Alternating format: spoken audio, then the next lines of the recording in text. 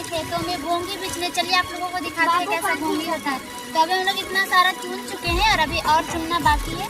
देखिए हमारे खेतों में बहुत सारा है, ऑलरेडी घना घना है, देखने से ही मिल जा रहा है। और अभी हम लोग इसे चुन रहे हैं।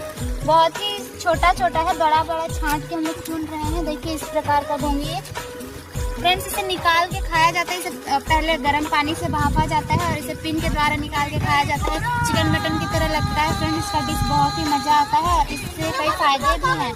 आँखों की प्रॉब्लम को भी ये दूरी करता है। और देखिए अभी हम लोग आए हैं सारे कोई घोंगी चुनने।